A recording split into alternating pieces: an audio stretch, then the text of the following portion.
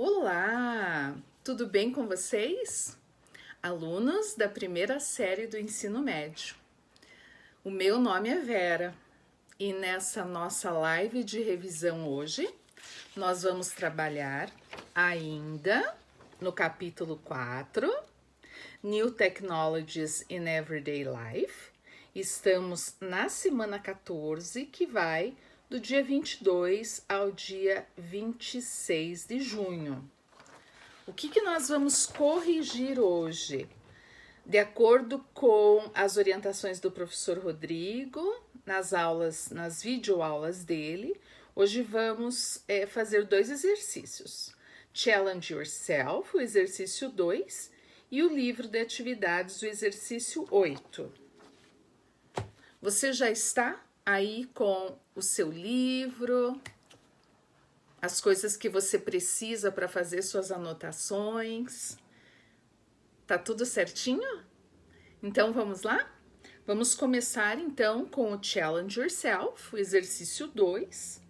E lá o comando dessa atividade diz o seguinte: Technology has changed the way we interact and communicate with each other.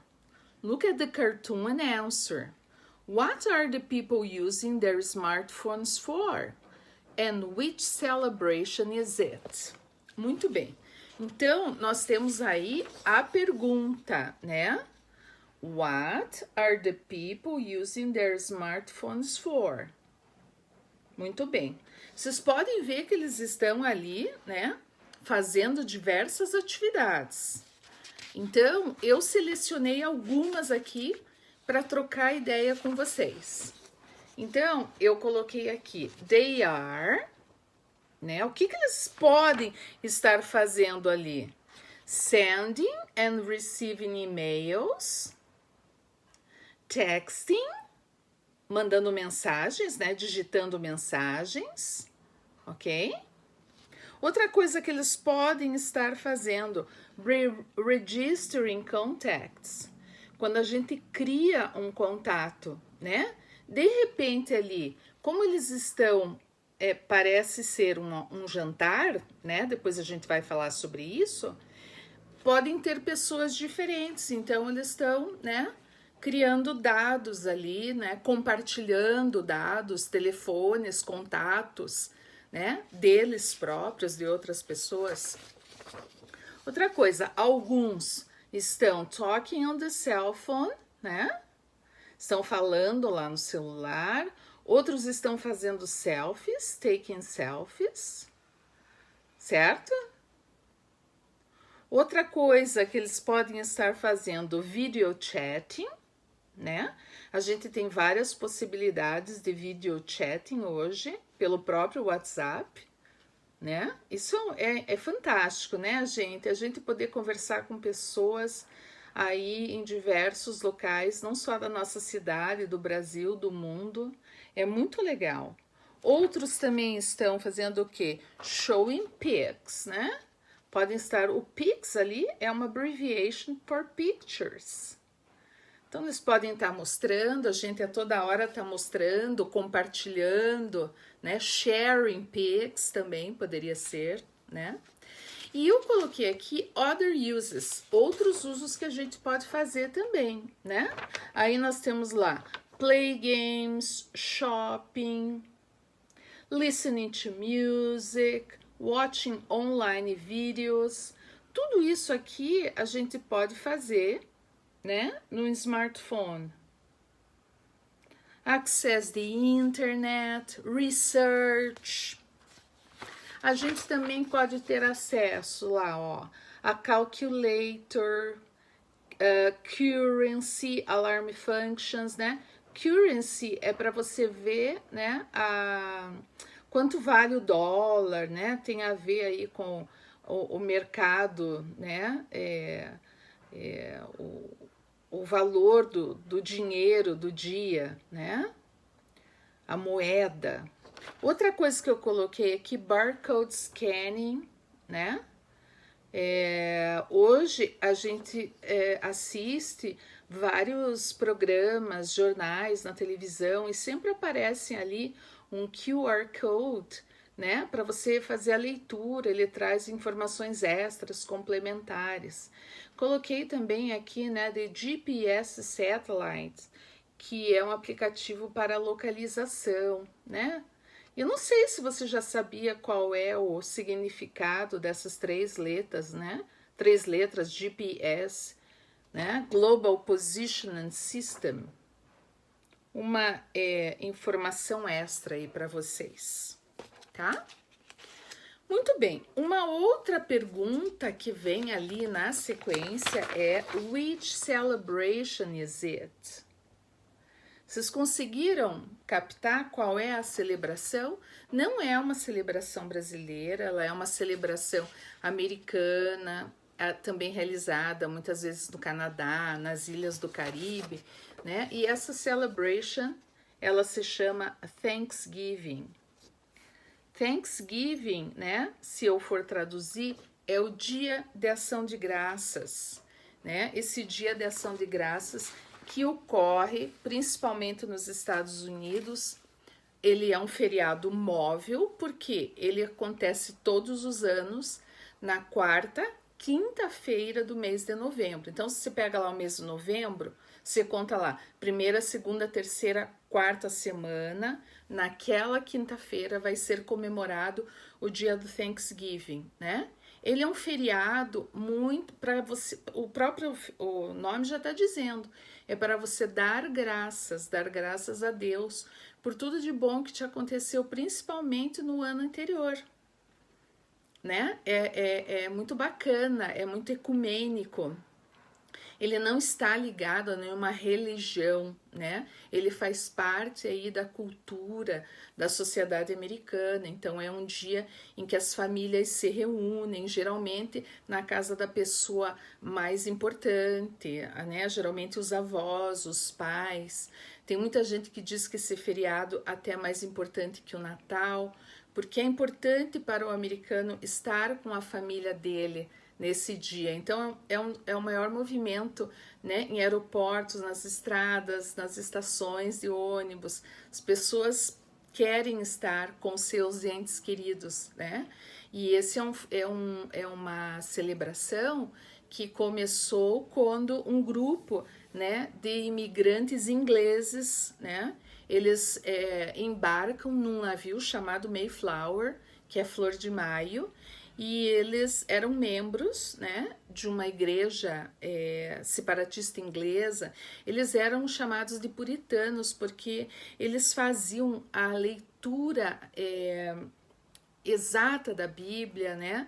Eles tinham a obediência aos 10 mandamentos, então eles saem da Inglaterra por não ter um espaço maior para professar essas crenças, e eles chegam nos Estados Unidos, depois de terem passado pela Holanda, eles chegam lá na praia de Massachusetts, né, que se chama Plymouth Rock, em 1620. Então, veja, eles chegam em novembro, e aí eles já dão de cara lá com o inverno.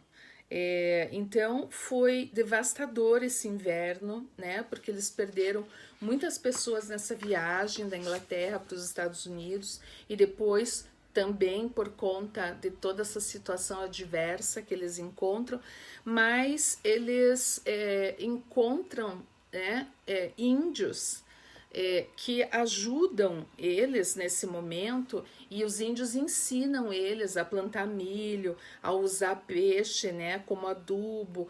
Eles aprenderam a sangrar as árvores para tirar o melado. Então, essa colônia dos Pilgrims, dos puritanos, ela prospera durante o verão, né? E aí eles convidam os índios, né, Wampanoag, para celebrar com eles, né? E os índios trazem veados, né? Dizem que esse primeiro festival durou 3 dias, e além da caça do veado, né, eles também caçavam o peru, O peru era um animal selvagem, uma ave selvagem na época.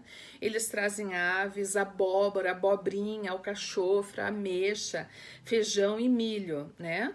Não houve pão nessa celebração porque a plantação de trigo não tinha dado bons frutos, né?